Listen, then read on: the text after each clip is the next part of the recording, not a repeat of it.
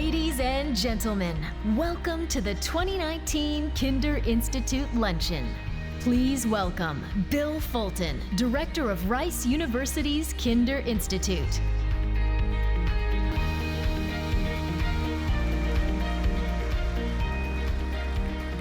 Good afternoon, everybody. It's such a pleasure to have you with us this afternoon. We all hope you had a wonderful Mother's Day yesterday.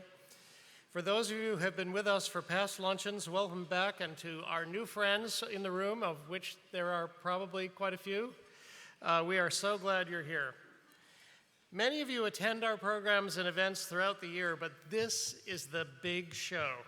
Each spring, we gather thousands of Houston's business, nonprofit, and community leaders to hear about the transformation of this great city that we call home. Now, in a bit, you're going to hear from our founding director, Steve Kleinberg. You're supposed to applaud.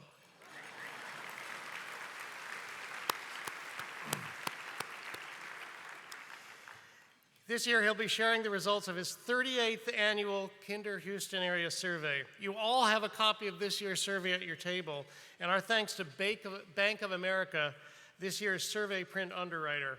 We also encourage you at the end to pick up a copy of our 2018 annual report as you leave today in the back of the room, compliments of Centerpoint Energy. Now, through the afternoon, and especially during Steve's talk, we hope you'll participate in the conversation with us. Not loudly from your tables, but rather by tweeting hashtag Houston Survey. Hashtag Houston Survey. Now, for many of you who know our work, you likely know that we are the Rice University Kinder Institute for Urban Research, and we are so fortunate to be part of one of Texas's, and indeed the nation's, most vibrant universities. And in many ways, we can point to one man for being the leader and shepherd of that vibrancy, Rice's president, David Lebron. David is a tireless advocate for our students, our peers, and our community, and we are grateful for him to be here this afternoon. So join me in welcoming David Lebron to the stage.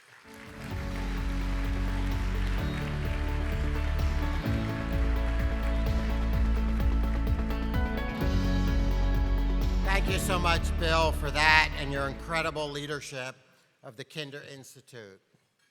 1,750 people are here today for this lunch.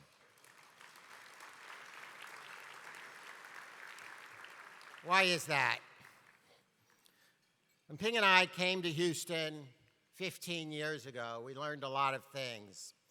And one of the things that truly amazed us was the spirit in this city, the people who care about the city, and not just as a collective entity and its reputation, but care so deeply about the welfare and prospects of every person in the city. And I think that's what this incredible turnout represents today. We're here to hear, of course, from Steve Kleinberg. You didn't learn. Every time someone says Steve Kleinberg, you have to applaud. We're here to learn from Steve Kleinberg, but we're here also, I better be careful now, to celebrate the Kinder Institute. And the Kinder Institute is kind of part of a tripod. It is part of Rice University, which has its own role in the city of Houston, an increasingly vital and important role as we build, for example, the Ion in Midtown to spark the innovative spirit of Houston. And of course, we're here to celebrate the city itself. Each of the three, the Kinder Institute, Rice University, and the city of Houston, support each other in achieving our aspirations. Part of the new strategic plan that we have adopted at Rice University is not merely to engage the city of Houston, but to engage and empower the city of Houston. And no part of the university is more important to that than the Kinder Institute.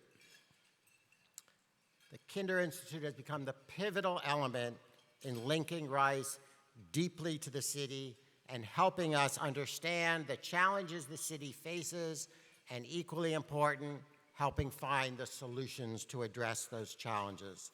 Now, please join me in watching a special video.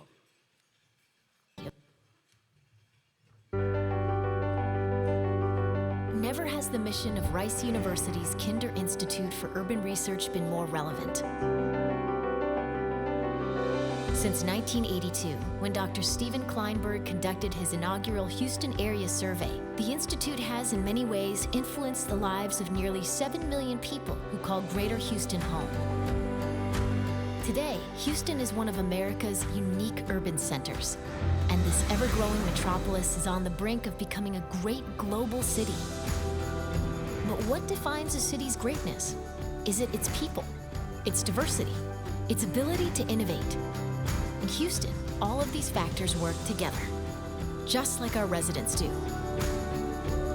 We show greatness in how we unite and respond during trying times, in how our leaders work together, in how we educate our people to drive the prosperity of the region. Always and in all ways, the Kinder Institute is leading the way.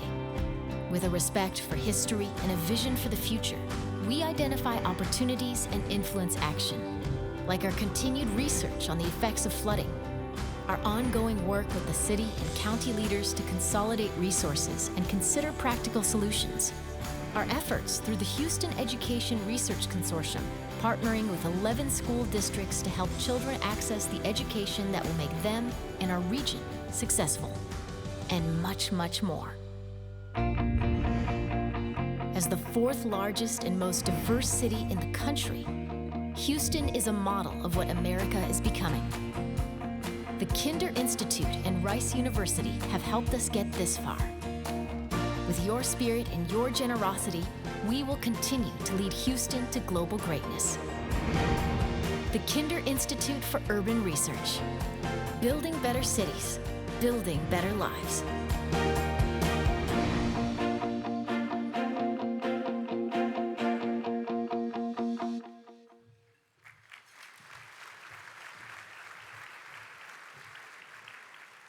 Before I invite Mayor Turner to join me, I would like to share appreciation for today's presenting sponsors.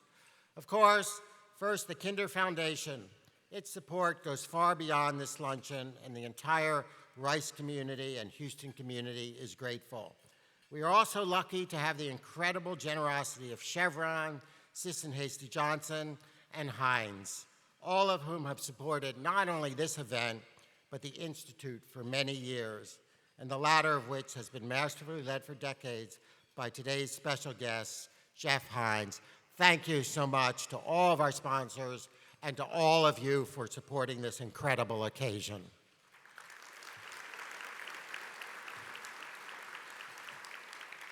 It is now my great honor to introduce our incredible mayor, Mayor Sylvester Turner, who has really been a key partner both for the Institute and for Rice University.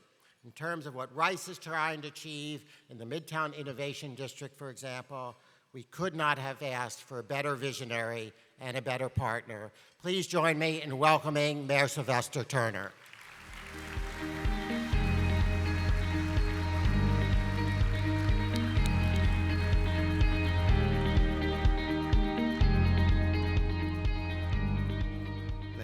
Let me thank David and what he is doing at Rice University. Please give it up to President David Lebron.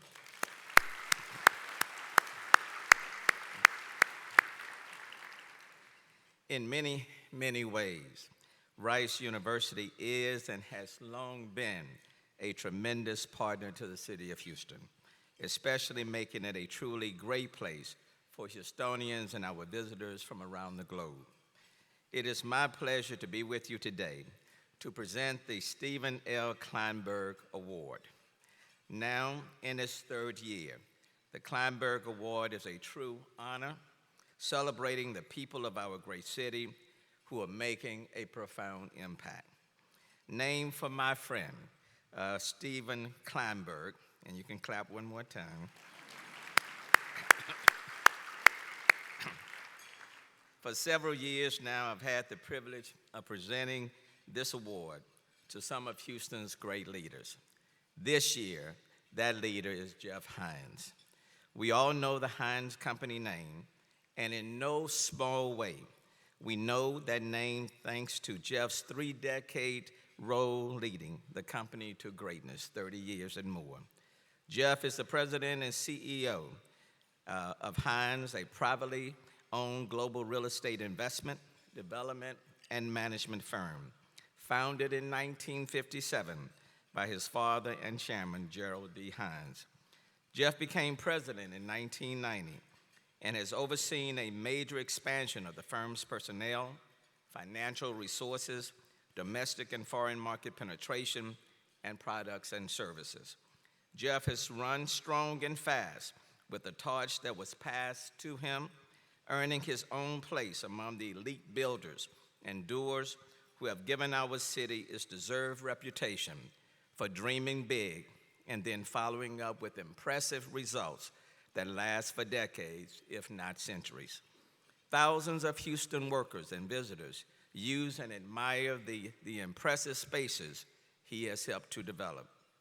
Heinz has a presence in 214 cities, in 24 countries, and in Houston. And we are fortunate we can call Heinz one of our leading businesses. But make no mistake, Jeff is a force for good in business and throughout the community. Heinz has been involved in almost every major development in Houston. They help preserve the water wall and the Galleria. The heart of Houston is better because of commercial and residential projects bearing the Heinz trademark approach to development. There is no one in this town that doesn't recognize Jeff's leadership. But beyond that, the fabric of Houston is better with and because of Jeff Heinz.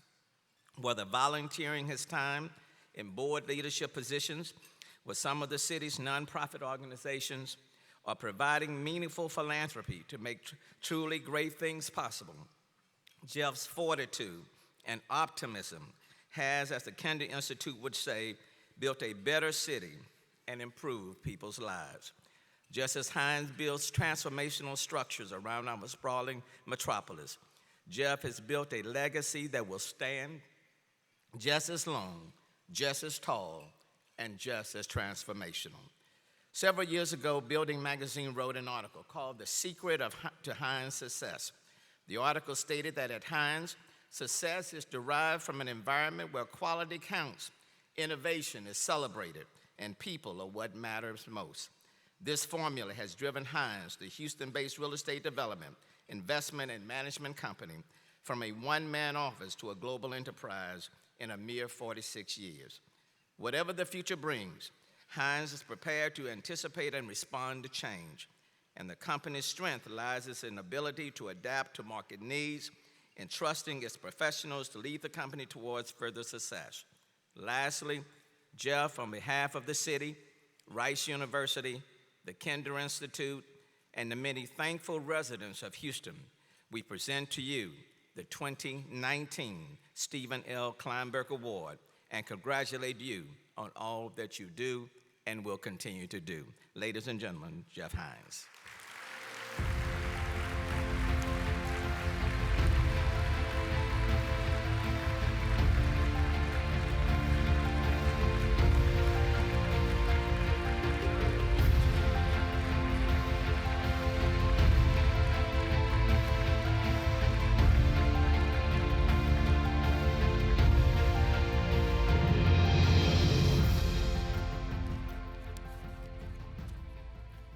Mayor Turner, wow, that was way too kind. Thank you. And to all those who are part of Rice University and the Kinder Institute for Urban Research, I want to express my sincere gratitude for this honor. When I was first approached about this, I was told the Kleinberg Award was created to recognize an individual for their profound impact and vision here in Houston. I have to say, my initial response was, this sounds like something Gerald Heinz, my dad, should receive. After all, you can't look far around our city without seeing one of the projects that our firm added to our city skyline since Dad started as a small industrial developer in 1957. However, I think it's safe to say that no one has changed Houston more dramatically than Nancy and Rich Kinder, both individually and through the work of the Kinder Foundation.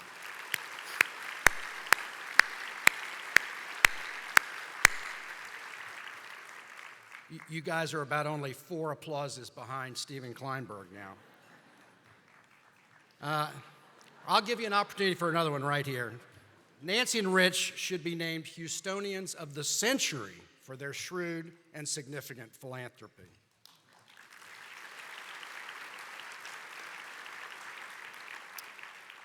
They recognize that a truly great city needs strong education and health care, but also it needs quality of life, something they have championed with tremendous support for great parks and urban green spaces. Nancy and Rich and the foundation focus on a single goal: improving the quality of life for Houston residents and helping build a world-class city. So what is it about Houston that makes it so special? Houston is a city of opportunity where everyone is important.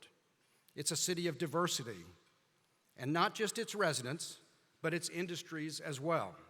And it's a city of resilience. We need look no further than our own firm. Heinz has had its own success story that parallels the city of Houston's. In a way, Heinz has grown up with the city. We are both continually innovating, growing, recruiting top talent, and reinventing ourselves.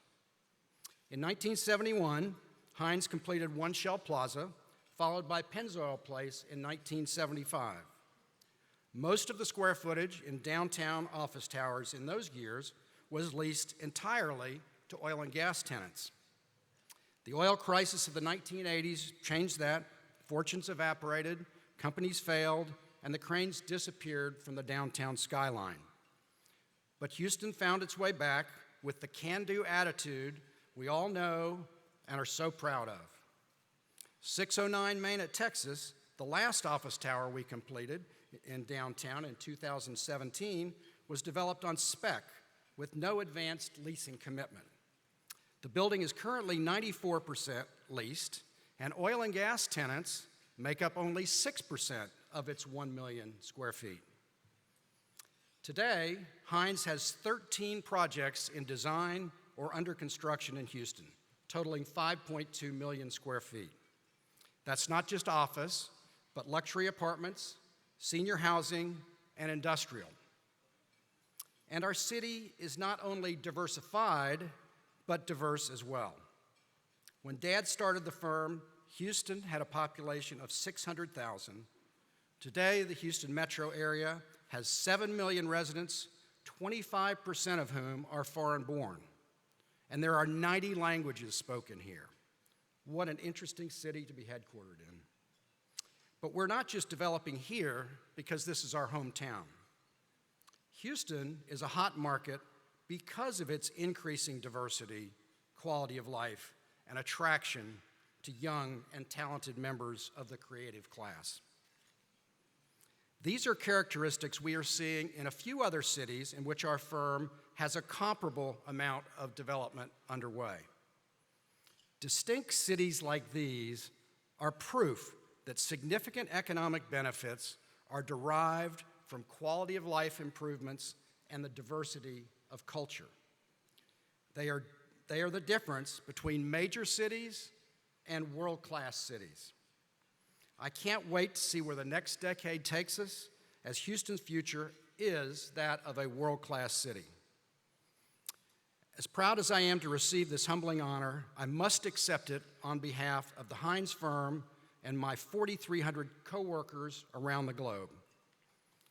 Following the vision my dad started 62 years ago, they are the ones making a difference in Houston and in each of our 214 cities in 24 countries. We are in the business of not only developing buildings, but enhancing the communities in which we operate and live our mission every day to give back. In addition, I would like to recognize my wife, Wendy, who is influential in our personal philanthropy, focused mainly on education and quality of life initiatives. In closing, the mission of the Kinder Institute is to support Greater Houston as a model city for economic opportunity and quality of life. It is so meaningful to me to accept this award as recognition of what Heinz has done for the city. We have always been proud to call Houston home for our global headquarters. As a native Houstonian, I am proud of my hometown, and I am extremely grateful to the Kinders for the many ways they have made Houston a place to thrive. Finally, with extreme pride in the work of our firm, rest assured we will continue to support that important vision long into the future. Thank you.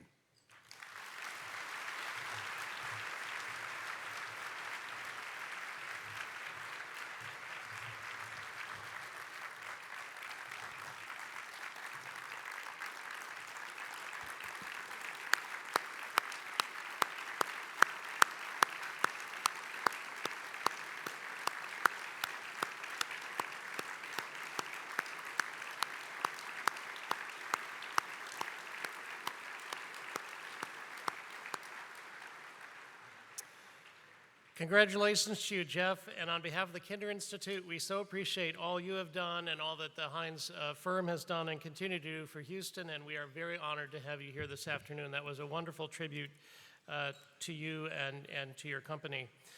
It's now time for a quick break in the program, after which we'll return to present the findings from the 38th Kinder Houston Area Survey. In the meantime, please finish enjoying your lunch, and we'll see you in a few minutes.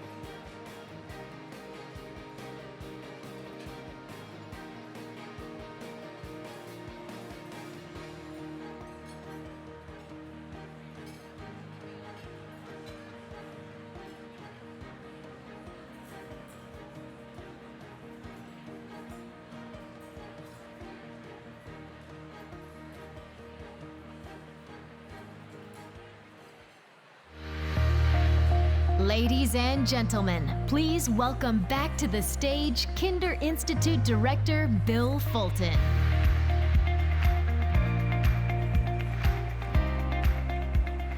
Good afternoon, everybody. Welcome back.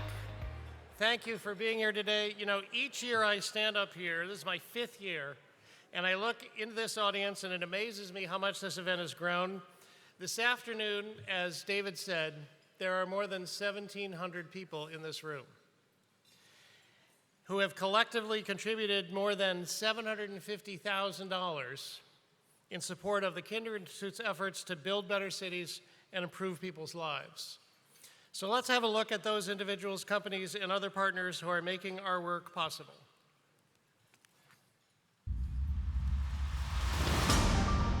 Ladies and gentlemen, it is a pleasure to have you with us for the 2019 Kinder Institute Luncheon.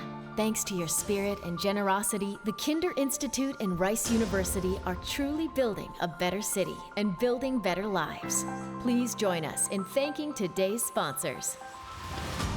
2019 presenting sponsors: Chevron, Heinz, Kinder Foundation, and Sis and Hasty Johnson. Director's Circle: Laura and Tom Bacon. Bank of America, BP America, Bracewell LLP, Centerpoint Energy, Patty and Richard Everett, Sarah and Doug Fauché, HEB, Melissa and Steve Kane, PNC Bank, Silver Eagle Distributors, and Phoebe and Bobby Tudor.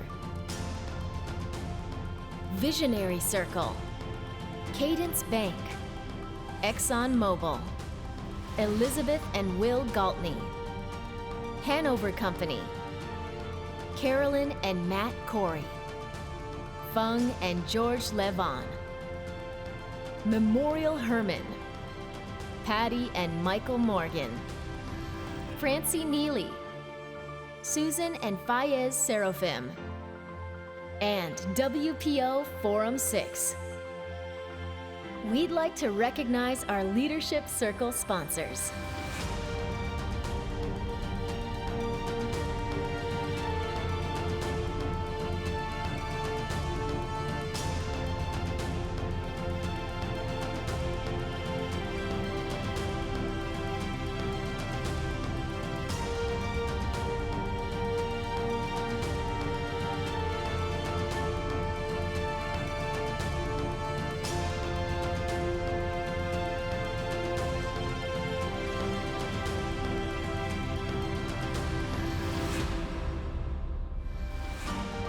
We thank our underwriters.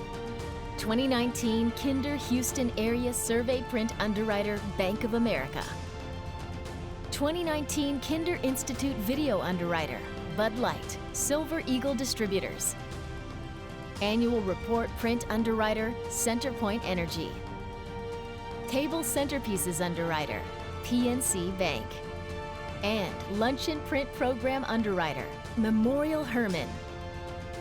Special thanks to our media partner, Houston Public Media, and our production partner, Vision.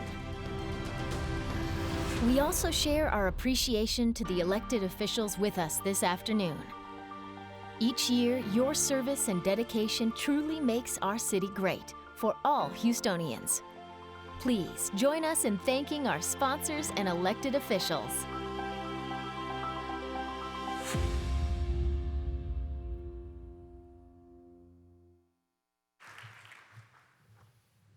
The video you saw earlier noted our partnerships with those who really do drive Houston forward. And as the Kinder Institute considers itself not just a think tank, but a think and do tank, these partners help put our work into practice. One such partner we have come to know these last few months is Harris County Judge Lena Hidalgo.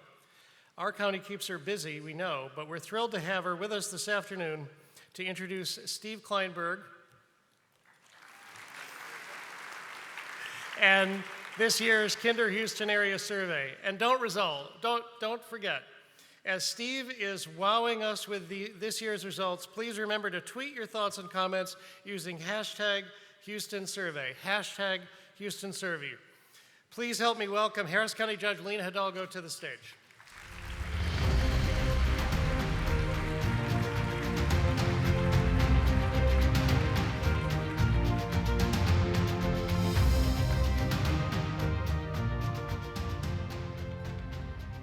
Good afternoon.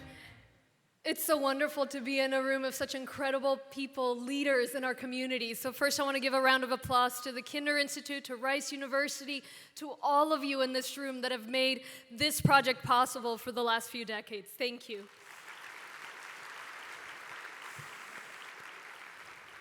Our region has changed so much over the last 40 years. You know, at this point, we have seen explosive growth. It's so exciting. I was sharing with the mayor an article recently that Houston is where the most millennials are moving, which is amazing. And it's those kinds of drivers that are bringing growth and competitiveness and continued productivity to our region more broadly. We're also now the most diverse region, and that's changed. But something that has remained constant over the last 40 years has been the Kinder Institute survey. I'm so grateful to the Kinder Institute for allowing us to have that vision, that entry point into the hearts and minds of our community, into trends and a holistic look at where our region is headed and where we're going. We know that Harris County, that Houston, that our community more broadly was built on big visions. It was the big vision of people who saw a thriving metropolis in what was once a swamp. The big vision of folks who saw the future of energy and healthcare and technology and growth. And I know in this room, Dr. Kleinberg needs no introduction. So I'll just say, he's one of those people with the big vision. And he saw early on that it's important to have that window into our community, that we need data to drive our decisions, that we need transparency and the ability to share that data with whoever wants to access it. So for that, I commend him, I commend Dr. Kleinberg, and I thank him for his contributions.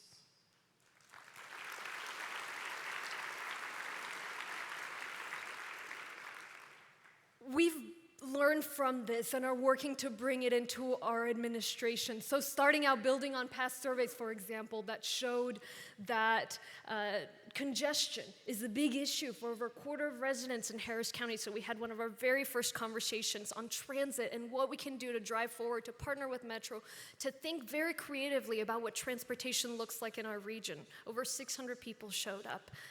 We were almost too full.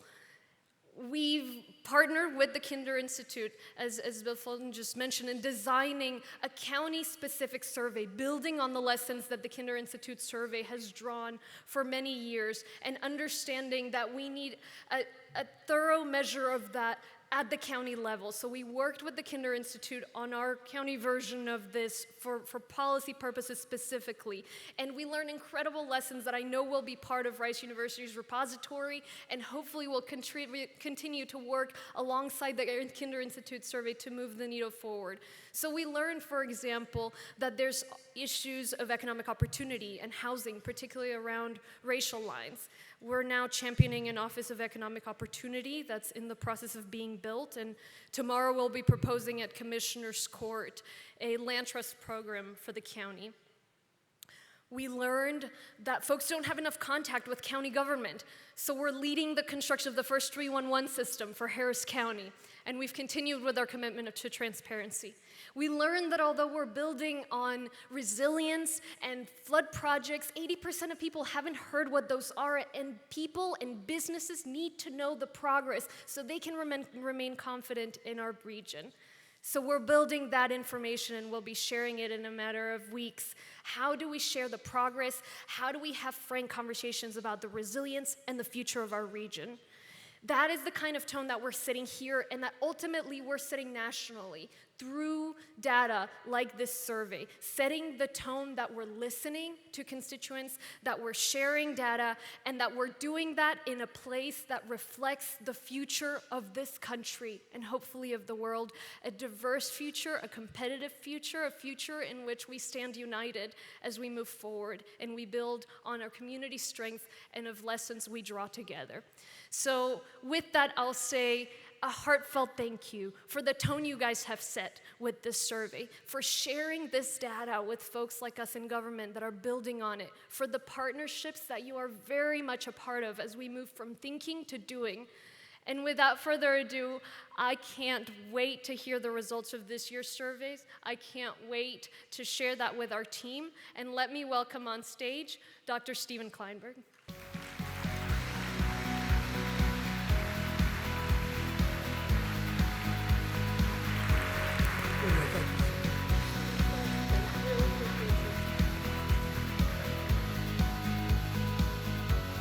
Hello, everybody. Wow.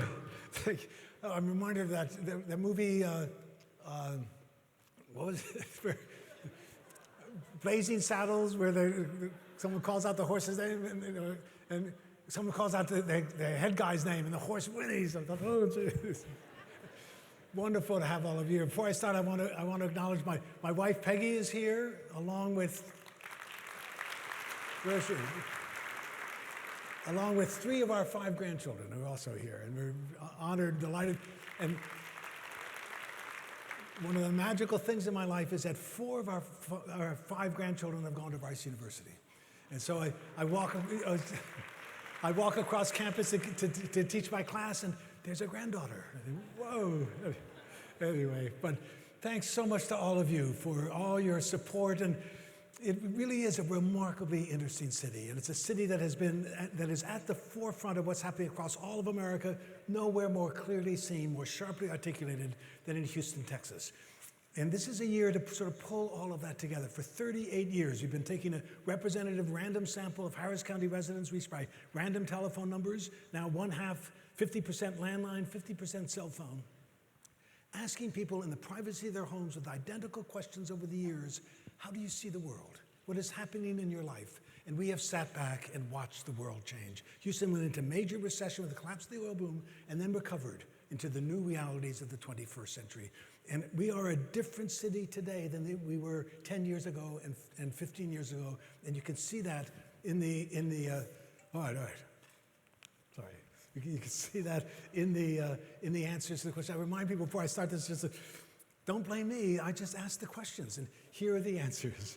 And it's really been an interesting voyage. So let me remind us of these 38 years and what we've experienced and where we are. So one way to remember to get a sense of that is the official unemployment rates in Harris County, Texas, in February of each of the years of the surveys.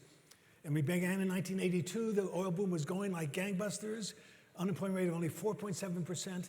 Suddenly, 3 months after that first survey, the oil boom collapsed. The price of oil had gone from $3.20 in 1970 to $10, $15, $20, $25, $30, $35, suddenly fell down to $28 by the end of 1983. Houston was building and borrowing on the basis of $50 oil, and 100,000 jobs were lost in Houston at the end of 1983. We said, my gosh, we better do this survey again. And so that's a part of the story. There was a recovery in 1984. Some of you will remember the saying was, stay alive till 85. Just a slight adaptation in the oil business, not to worry, boomtown Houston will boom again. And then the real hit, the falling price of Texas crude kept falling below $10 a barrel in late 1986, early 87, 10.1% unemployment. Major collapse, the worst regional recession of any part of the country at any time since World War II, in a city that had known nothing but economic boom from its beginnings until that fateful date of May 1982, when the world that Houston inhabited changed forever. And then recovery, and by 1990, Houston recovered the jobs lost, now no longer counter-cyclical, but locked into the national economy. Economy had 3 major recessions in the early 90s and the early 2000s, and then, of course, the Great Recession of 2008, 2010, and then in continuing improvements, a slight jump here, and down to 4.2% unemployment in February of this year. One measure of this also from our surveys is we ask people, how would you rate job opportunities in Houston? Excellent, good, fair, or poor? The percent giving low ratings, only fair or poor to job opportunities, tracks perfectly the official unemployment rates in Harris County, Texas, in February of each of the years of the survey. So it's a kind of a validity check. No one person knows what the unemployment rate is. You take a random sample of all of us, and the average understanding comes very close to the official unemployment rates that are published later in the year. And here's another way to see this in the alternative thing of the positive ratings. Following again beautifully the actual realities, but what's interesting, I think, and worth paying some attention to is that we've reached a kind of a stable point. The last 5 years, there's been virtually no change in the overall assessments of job opportunities in Houston. Oil has sort of stabilized at $60 a barrel. Our unemployment rates are low, but they're not as low as they are in other Texas cities. They're not as low as they are in the nation as a whole. This is a time to start seriously thinking about and acting on our understanding of the investments that we need to make to ensure that Houston is positioned for prosperity as the 21st century unfolds. Thinking of oil and gas companies that need to harness the new energy systems and take advantage of the solar and wind energy that is so prevalent in Texas, and figure out ways to sequester and collect the CO2 emissions and move Houston into the energy capital as opposed to just the oil and gas capital. We got this great medical center. It needs to become the third coast for the life sciences, a place where major investments are being made in biotech and bio-nanotech as the city goes forward. We need to capitalize much more than we have been so far on our tremendous ethnic diversity. We need, above all, to invest in education, and we need to continue our efforts to make Houston a more and more attractive place, a place where the best and the brightest people in America will say, I want to live in Houston, Texas. So it's an interesting moment of thinking about what kind of investments do we need to make. This is a moment to make them, to build the city of the 21st century. And here's another reminder of these years. First question we ask, we get this random adult in our random household is, thank you very much for helping us out. Here's our first question. What would you say is the biggest problem facing people in the Houston area today? What comes to mind as the biggest problem in Houston? And we've tracked the three ones that are named most often: traffic, the economy, and crime. And here's what the story looks like. So traffic at the beginning, and then of course at the depths of the recession, 71% saying the economy, and then during the 1990s it was crime and the concern about crime. Fear of crime has gone down, concern about the economy has gone down, and traffic went from 26% last year to 36% this year. Part of that, as I'll show you in a moment, was the decline in the percent who spontaneously said floods and storms are the biggest problem in Houston. It's been a year and a half since Harvey. I'll come back to that in a moment. But it's also a reflection of the growing problems of how to accommodate the increasing growth of the city in a world built by, for, and on behalf of the automobile. And how do we find alternatives to ensure that mobility works and is successful is going to be one of the great challenges as we go forward. But the real challenge for the future of Houston is not so much traffic as it is education. So that brings on a second big theme, the educational crisis. The economy has shifted in a fundamental way where there used to be, especially in Houston, with Hughes Tool Company and Cameron Iron Works, good blue-collar jobs that didn't require a lot of education. You could drop out of high school, become a rustabout in the oil fields, and expect to be able to make a middle-class wage. Well-paying blue-collar jobs have largely disappeared. Education has now become the critical determinant of a person's ability to earn enough money to support a family in the global knowledge economy of the 21st century. And Texas is at the bottom in its spending on education because you didn't need education to make money in Texas. The big Texas fortunes were made from land and all the things you could do on the land: cotton, timber, cattle, oil. The source of wealth in the 21st century will have less and less to do with natural resources and more to do with human resources, with knowledge and skills. And a major analysis that was done several years ago showed that in the 1970s, of all the 90 million jobs that existed in America, 1/3 of those jobs you were eligible for as a high school dropout. Another 40% required no more than a high school diploma. 75% of all the jobs in America in the 1970s required high school or less. And today, 65% of all the jobs in America require some degree of education beyond high school. And the public is understanding that. We asked a question this year that said, in order to get a job that pays more than $35,000 a year, you have to have at least 1 or 2 years of education beyond high school. In the sample as a whole, 67% said yes, you have to get education beyond high school. Only 33% said there are plenty of good jobs for anybody with a strong right arm and willingness to work hard. High school education isn't necessary. I fight a losing battle with people who say if only those African Americans and Latinos valued education and understood its importance the way the Anglos and the Asians do, we would have no problem. Everyone would get the education they need. So I can break this down by ethnicity. And here's what you find. Anglos, far more than anyone else, think there's plenty of jobs out there for anybody willing to work hard. And it's African Americans, Latinos, and especially Latino immigrants who overwhelmingly recognize you've got to get education beyond high school. So what I remind people of is, if African Americans and Latinos in this city are not getting the education they need to succeed in this new economy, it is demonstrably not because they don't value that education and understand its importance.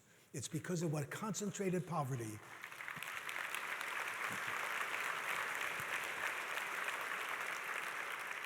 It's because of what concentrated poverty does to your ability to succeed in the public school system. African American, Latino kids disproportionately going to overcrowded, underfunded inner city schools with all kinds of disruptions in their families, in their access to health care and dental care, in incipient homelessness, all the terrible challenges that poverty does. And poverty has become one of the central challenges that this city faces as it rebuilds itself for the 21st century. Now, I'll get that in just one second, but here's the real crisis. We tracked all the kids who started 8th grade in the 28 school districts that are part of Region 4, surrounding and including Houston and Harris County. Of the 74,396 people who started 8th grade in 2006, 75% graduated from high school. So already you got 25%, one of every 4 Houstonians who have not graduated from high school. If you haven't graduated from high school and you don't have special skills as a performer or an athlete or an artist, and you just say, put me to work, America, you're going to have enormous trouble finding a job. And if you find a job, it will not pay you enough to support a family in the global knowledge economy of the 21st century. And already 25% of us are coming into the world unprepared for the jobs that are available in the 21st century. And 55% graduate from high school and enroll in some kind of program after college, not necessarily a 4-year program, but a program at the community college. But 11 years after starting 8th grade, a grand total of 22% get any kind of certificate, proving that they've got an education beyond high school, ready to do the jobs for which there's a major scarcity in this city of skilled welders, of skilled electricians, of skilled health technicians. 22% qualify for the jobs that now are the requirements for 65% of all the jobs in Houston. The educational crisis is the critical challenge for what kind of a city can we build as we go forward in the 21st century. So we've been asking the public in general about their understandings of the importance of education and the spending for it. And here's one of the most interesting questions, I think. We started asking back in the 1990s, which comes closest to your opinions about the public schools in Houston? The schools have enough money, if it was used wisely, to provide a quality education, or the schools will need significantly more money to provide a quality education, if it was used wisely. You ask that, you preface something with that, and of course, there's money's there, it's just being wasted. And that's just exactly what we found in the early 90s. 55% said they got all the money they need in the school system. It's being wasted. And then during their first years of the 21st century, it was a 50-50 split. So we thought, okay, that's basically it. We never went back to the question until last year, 11 years later, to ask that identical question again. And here's what we found. 56% now say the schools will need significantly more money to provide a quality education. And that's a kind of a substantive sea change in the way Houstonians understand the critical importance of education and the recognition that we are playing catch-up across America and in the global economy in terms of preparing the young people in our society for the jobs of the 21st century. And that ties into the economic hardship. So we've been asking a series of questions over the years about poverty. At least poverty comes out when you ask these questions. Here is one, which we asked for the first time this year. We said, supposing you had an emergency where you needed to come up with $400. How would you deal with that situation? Would you pay for it out of your savings? Would you need to borrow the money? Or would you not be able to come up with that kind of money at this time? And 39% said they did not have the $400 in savings to be able to pay for an emergency. 40%, 4 out of every 10, only 60% of Houstonians have access to $400. That's a powerful reminder. This is the greatest medical complex in the world. Houston has, however, the highest percentage of children without health insurance of any major city in America. 1/5 of all Houstonians, 1/4 of all Houstonians do not have health care, or do not have a health insurance in a city with the greatest medical complex on earth. Household income of less than $37,500, 31%. 35% last year said they had difficulty paying for the housing, for their housing during the previous year, and the year before that, 33%, 1/3 said they had difficulty buying the groceries to feed their families during the last semester. So poverty is real, and it's been interesting to see in our surveys increasing support in Houston, Texas, among representative random samples of us for government programs to reduce the inequalities. Here are 3 examples of questions we've asked over the years. Government should take action to reduce income differences between rich and poor in America. First asked that question in 2010, 45% said, yes, I agree with that, growing to 66% in the survey this year. Do welfare benefits generally give poor people a chance to get started again, or do they encourage poor people to stay poor and dependent? The percent saying they give poor people a chance to get started went from 34 to 53%. And a question last year, think most people who receive welfare benefits are really in need of help, or are they taking advantage of the system? And the percent saying they're really in need of help went from 30% to 47%. Consistent, clear, however you ask the question, a population increasingly aware of the importance of addressing the inequalities, reducing the poverty, expanding opportunity for all Houstonians in a way that is a sea change from what we had been seeing in the general public just a few years ago. Next theme, feeling at home with Houston's burgeoning diversity. Just a reminder, right? That's Houston. This is a biracial southern city throughout all of its history, dominated and controlled by white men. In 1960, 74% of us were Anglos, 20% were African Americans, 6% were Hispanics, 1/2% were Asians. During the oil boom years of the 60s and 70s, Anglos were pouring into the city from everywhere else in the country. This is where the jobs were. And by 1960, we'd become the 4th largest city in America, having surpassed Philadelphia, still an overwhelmingly Anglo city. 63% of us were Anglos, 20% African Americans, 16% Hispanic, 2% Asian. After the oil bust of 1982, the Anglo population of Harris County stopped growing. And all the growth of this, the most rapidly growing city in America, has been the influx of African Americans, Latinos, and Asians. And today, Harris County is 43% Hispanic, 33% Anglo, 19% African American, 8% Asian. The most ethnically diverse county on this planet, we think, is Fort Bend County. Fort Bend County today is 20% Asian, 24% Latino, 21% African American, 34% Anglo. You can't get much closer to 1/4, 1/4, 1/4. We are where all the different ethnic communities come together, meet here in this one remarkable city, called on to build something that has never existed before. A truly inclusive, equitable, united, multi-ethnic society made up of all the peoples, all the religions, all the ethnicities of the world gathered together in one remarkable place. And it is a story of Houston. America will, by 2050, all of America will look like Houston looks today. We are there first. This is where the American future is going to be worked out. And so it's particularly interesting, I think, to see how are people dealing with these transformations. And here's some of the more recent evidence.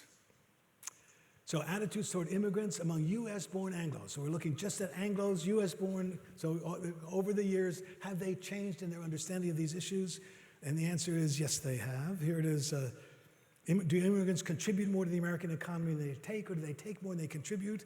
The percent who say they contribute more than they take went from 30% to 48%. Do you think the increasing immigration into this country today mostly strengthens American culture or threatens American culture? The percent saying the increasing immigration mostly strengthens American culture went from 33% to 49%. And then another final question here was, do you think Houston's increasing ethnic diversity will eventually become a source of great strength for the city or a growing problem for the city? The percent saying it's going to be a source of great strength went from 59% to 70%. So that's Anglos. And then here's a question they asked this year and in past years, comparing the three ethnic communities, three US-born communities, right? US-born Anglos, US-born blacks, US-born Hispanics, on a question that said, during the next 10 years, would you like to see the US admit more, fewer, or about the same number of legal immigrants in the next 10 years as were admitted in the last 10 years? No, very few people say more, but the percent who said more or the same number as opposed to fewer goes up in each community. Here is US-born Anglos from 33% to 78%. Here is US-born blacks in terms of their perceptions of immigration into America going from 31% to 74%. And here are US-born Hispanics from 52 to 88%. What's happening here, I think, and it's interesting to see this kind of trend. My Republican friends, to the contrary, notwithstanding, we're no longer in the midst of some invasion of immigrants. There's an invasion, if that's the word, of desperate asylum seekers seeking asylum and coming to America as the beacon of hope in the world. But immigration has basically ended. Certainly illegal immigration has ended. The Pew Research Center announced in the last 3 years, more Mexicans left the United States to go to Mexico than left Mexico to come to America. The great growth in the population of Asians and Latinos in America, and especially in Houston today, is no longer new immigrants. It's the 100% American kids who are the children of the immigrants of 25 and 30 years ago. And that changes everything. Will they ever learn English? Will they ever get out of their co-ethnic enclaves? Will they ever become Americans? We are developing incredibly powerful cross-ethnic friendships. We are falling in love with each other, marrying, making multiracial babies. I tell everybody, we sociologists don't like that. We want people in nice separate categories. And we're watching a new world beginning to take shape. And here's some evidence for this. So we asked people, all four groups, do you have a close personal friend who's African American, close personal friend from each of the other three communities? And here very quickly, let me just go through this quickly. This is Anglo's answers over the years from 2002 to 2019. Do you have a close personal friend who's African American? Do you have a close personal friend who's Hispanic? Do you have a close personal friend who's Asian? Not much change, but a continual stability and some serious increase. What about African Americans? Do you have a close personal friend who's Anglo? 69 to 72%. Do you have a close personal friend who's Hispanic? Going from 69 to 83%. A close personal friend who's Asian? Again, jumping in a big jump this year to 54%. Black African Americans, you have a close Asian friend. Do you have a close personal friend who's this is among Hispanics? Close personal Anglo friend? Close personal African American friend? Interesting, that jump in 2009 was right after the election of Barack Obama, and we're going to see that in the Asian answers also in just a second. Then coming back down, but still from 49 to 65% of Hispanics saying they have a close personal friend who's African American. Do you have a close personal friend who's Asian? Going from 24 to 42%. And then the Asians themselves, you have a close Anglo friend, 68 to 77, a close African American friend, there's that jump. In 2009, from 49 to 72%, a close personal friend who's Hispanic going from 54 to 83%. So that whole sort of new dynamic of friends across the board, the single most powerful predictor among Anglos of having close personal friends of other ethnicities is, as in so many things, age. Younger Anglos are living in a world very different. I'll show you in just a second the example of that when we ask people, have you ever been involved in a romantic relationship with someone who was not Anglo? And here, when you ask that question, if you've ever been in a romantic relationship with someone who's not Anglo or not black, in this case, not Anglos, here's what you find. I think, so of Anglos under the age of 40, 61% said, thank you for asking. Yes, indeed, I have. Here it is for Anglos 40 to 60, and here it is for us older Anglos. I'm afraid the hearts are going to get a little smaller. A powerful reminder that we older Anglos grew up in a different world.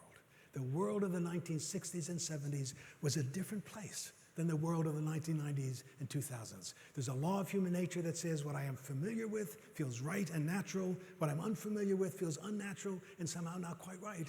Every question we ask among Anglos and among African Americans shows this pattern with age. Younger African Americans and Anglos totally comfortable in a world where we older Anglos and African Americans are still struggling to accept. Here are the data from the African Americans by age, even more clear, more linear, more consistent, and very similar in the overall picture.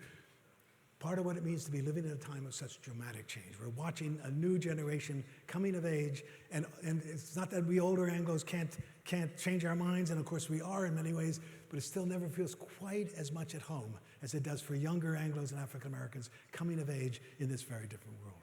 So this is age among African Americans and Anglos. The big distinction for Latinos and Asians in Houston today is, are you a first-generation immigrant or were you born in this country? And when you look at those same patterns among Hispanics by US-born versus being immigrants, you find exactly what you would expect.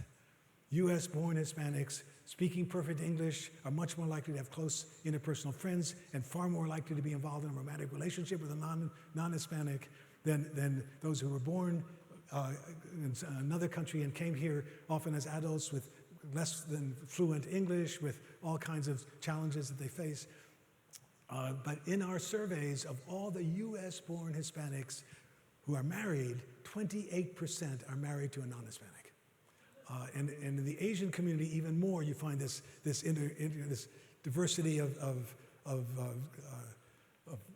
marital partners, right? This is the same sort of pattern, although what's interesting here, I think, is that Asian immigrants are more likely to have close friends across the board than Latino immigrants, largely because Asian immigrants come with much higher levels of education and much more likely to be fluent in English, and that facilitates those relationships. But they're happening everywhere across the board, building what sociologists are calling a transracial world, a world where ethnicity will become less and less relevant. And the key central challenge facing the future of Houston and America is not an ethnic divide, it's a class divide. And again, that's the critical challenge in every community, a growing middle class and a growing underclass, predicated above all else on access to quality education. After Harvey, so we couldn't resist obviously asking some of the same questions. Harvey was an incredible storm, right? It was the biggest rainfall event in the history of continental United States. How many millions? I wrote this down actually. 5 days of storm, it just wouldn't move, sitting over the greater Houston metropolitan area, dumping 55 inches of rain, amounting to a total of some 33 trillion gallons of water pouring down in those 5 days, flooding more than 150,000 homes, destroying more than 500,000 vehicles, causing damage estimated at more than $100 million. We did the survey last year, 6 months after Harvey, and then we came back this year, a year and a half after Harvey. And here's what you find. So number one, I just showed you before. Let me show you, picture it for you. This is our biggest problem. Do people spontaneously name floodings and storms as the biggest problem in Houston? 15% last year and 7% this year. So a decline, but still it's there, but not as salient. So has that resulted in less support for initiatives to build a much more resilient city? And so we asked this question about, agree or disagree, it's almost certain that the Houston region will experience more severe storms during the next 10 years as we're experienced in the last 10. Virtually certain, and here's what people tell us, no change. 75% today, 76% last year said, I agree, it's almost certain we're gonna have more storms. Then we asked about two of the initiatives that we'd asked last year. What about prohibiting any additional construction in areas of the city that have repeatedly flooded? And what about increasing local taxes to enable government agencies to buy out more of the homes that have repeatedly flooded? And here you see a real decline, 71 down to 56% this year, and 55 to 50% saying increase local taxes to do more buyouts of frequently flooded homes. Still over 50%. But a kind of reflection, the DNA of Houston is, of course, resistance to any interference with the free enterprise system and with developer decisions. And it sort of comes back a little bit even here, even though it's moderated.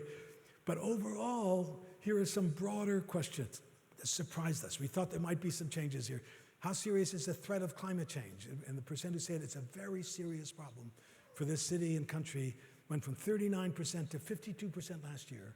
Came back this year, year and a half after Harvey, 53%.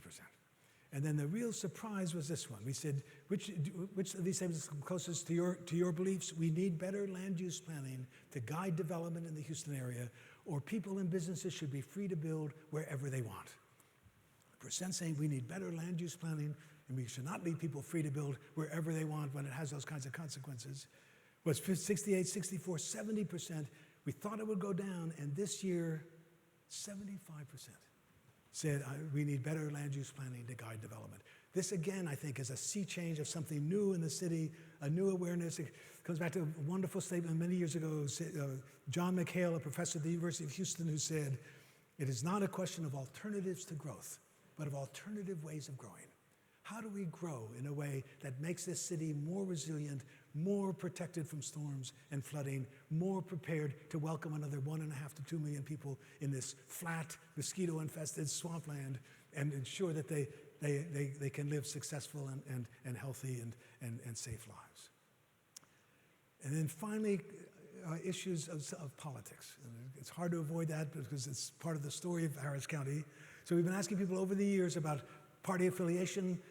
Are you Republican, Democrat, Independent, or something else? And if they said, I'm something else, we said, well, do you think of yourself as closer to the Republican Party or to the Democratic Party? So declared or leaning Republican, declared or leaning Democrat. And during the early years of the surveys, the story I was telling is that this is a 50-50 county. Right? And in 2005, 37% of us were Republicans, 35% were Democrats. And then in the years since then, a very different story, right? And we looked like it was closing. Maybe we're coming back to being 50-50. And in this year, it was back to 48% Democrat and 29% Republican. So a new sense of a different kind of county. Fort Bend County is also Democrat for the first time in its history. We may be watching a kind of a new rethinking of what are the strategies that need to be put into place to succeed in the 21st century. Here's another manifestation of this, a kind of fun question that says, as you look ahead to the next few years, do you tend to believe that the country is headed for better times or more difficult times? It's a reminder that how we see the world is always affected not just by the realities, but also by our preferred beliefs about the world. And when we had a Democratic president, Democrats were saying, we're heading for better times, and many fewer Republicans were more likely to be saying we're heading for difficult times. After the election of 2016, we saw this remarkable reversal. And it got even more so in 2018. And so we were really interested in what's going to happen this year, and it does come back down. There's growing optimism among Democrats, growing pessimism among Republicans, but still Republicans more optimistic than Democrats, preparing perhaps for the 2020 election. But again, a reminder of the splits that are out there and the challenges we all face in coming together to build together the city of the 21st century. And two other quick things. One is support for criminal justice reform that we've been following for several years. We asked this question. Some states are moving away from the idea of mandatory prison sentences for nonviolent drug offenders. Do you think this is a good idea or a bad idea?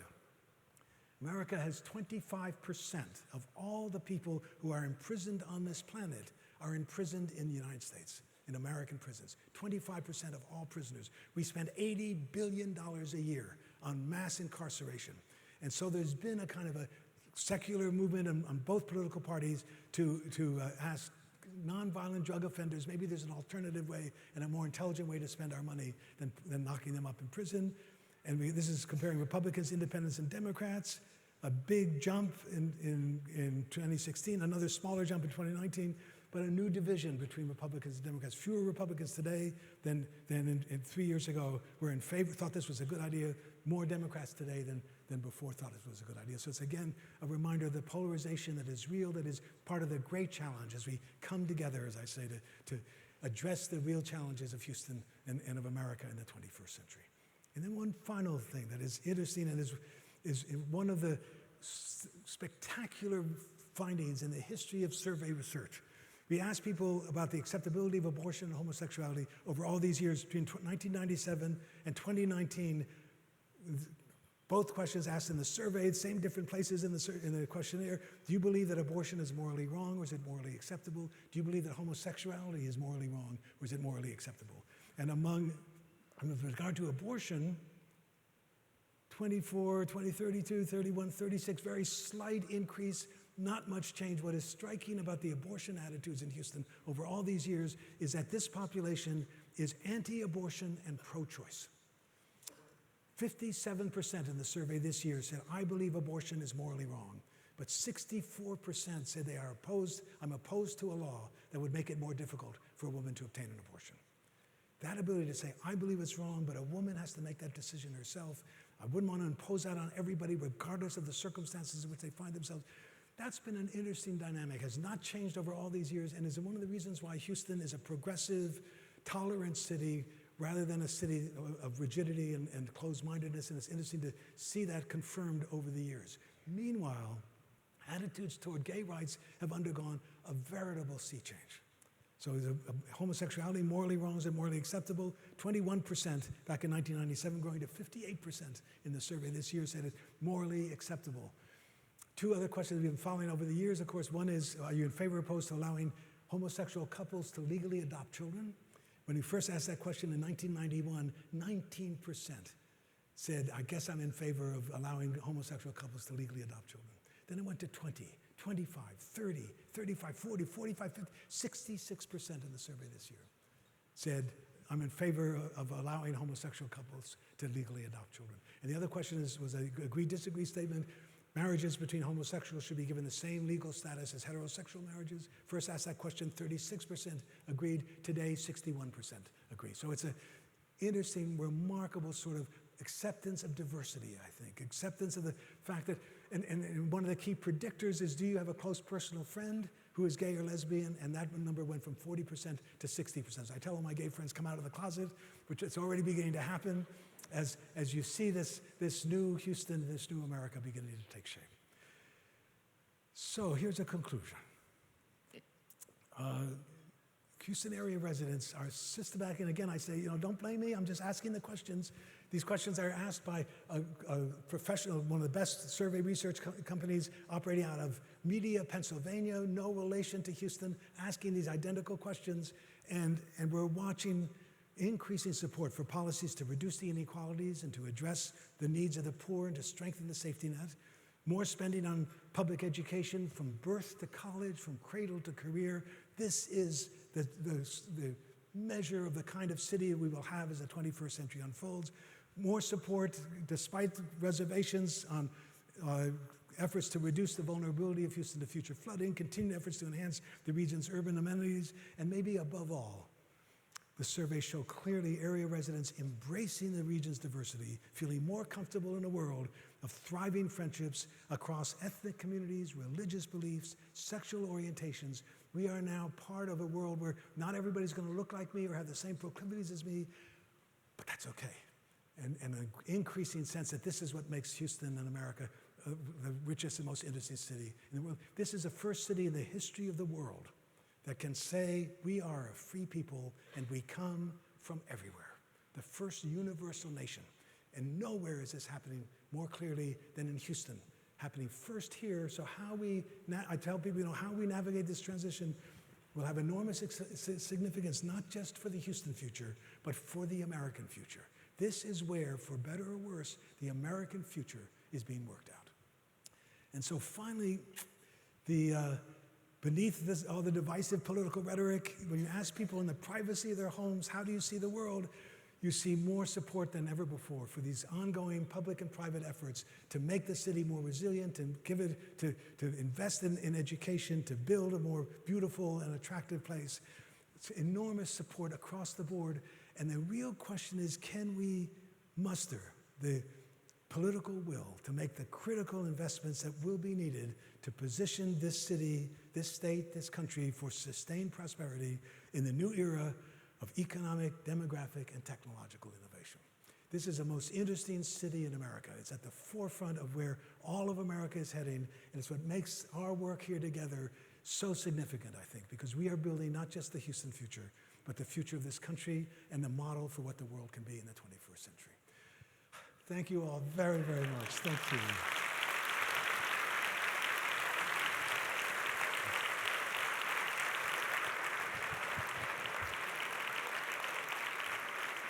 Thank you.